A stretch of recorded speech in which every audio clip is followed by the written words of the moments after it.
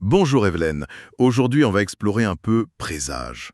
C'est un jeu de cartes coopératif assez fascinant qui revisite un peu les classiques. Oui, bonjour.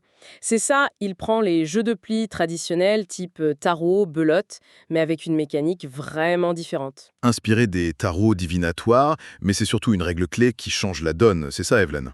On va essayer de décortiquer un peu ce jeu en s'appuyant sur notre article. Tout à fait.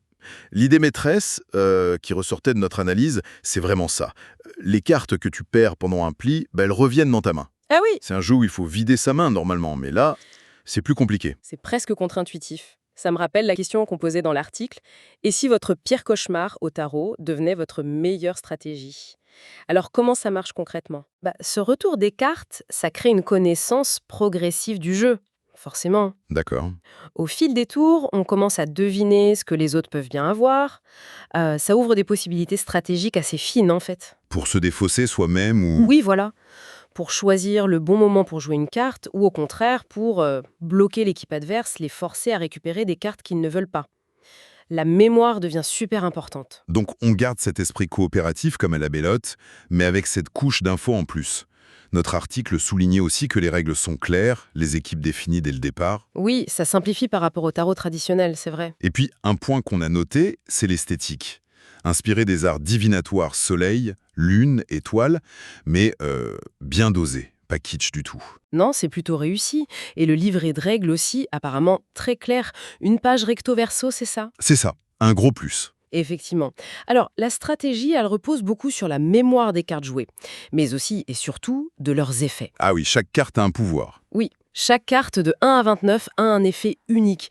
Et certaines, comme la numéro 12 qui est souvent citée dans notre article, sont vraiment, vraiment dures à défausser. Le genre de carte qui peut te pourrir la main. Exactement.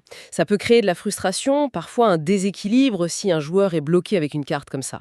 Il faut vraiment bien évaluer sa main de départ. On sent bien que ce mécanisme de défausse où on lutte pour se débarrasser des cartes, c'est vraiment le cœur du jeu, quoi. C'est un petit casse-tête permanent. C'est ça. Donc, pour résumer les points forts qu'on a identifiés, cette mécanique originale, l'esthétique soignée, la simplicité des règles, et puis la coopération qui est essentielle. Voilà. Mais notre article pointe aussi quelques bémols, il faut le dire. Oui, Le premier, c'est qu'il faut être au moins 4 joueurs. Bon, ça limite un peu les occasions de le sortir, forcément. c'est vrai. Ensuite, comme on disait, la difficulté avec certaines cartes, ça peut être frustrant. Et puis, le tirage au sort des partenaires. Ah oui, si les niveaux sont très différents. Voilà, ça peut déséquilibrer une partie si les joueurs et joueuses autour de la table n'ont pas la même expérience du jeu. D'accord. Donc, au final, à qui s'adresse ce jeu selon notre analyse? Il semble idéal si on cherche une alternative un peu moderne et familiale au tarot ou à la belote. Et si on aime les jeux qui demandent de la mémoire, de l'observation, Exactement. Par contre, c'est moins adapté si on joue souvent à 2 ou 3, ou si on déteste devoir mémoriser les cartes. ou si on préfère les jeux purement individualistes, sans équipe. Tout à fait. Bon, en conclusion de notre article, on disait que c'est une revisite plutôt réussie, non? Un jeu solide, classé, très bon. Oui, 4 étoiles. Il fonctionne bien et il prédit, sans mauvais jeu de mots, des soirées assez animées.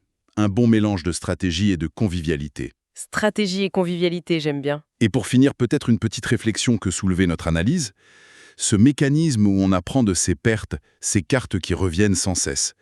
Est-ce qu'on ne pourrait pas y voir une sorte de métaphore? Ah, c'est-à-dire sur la manière dont on intègre les échecs ou les informations difficiles pour progresser dans un jeu ou même ailleurs. Intéressant comme parallèle.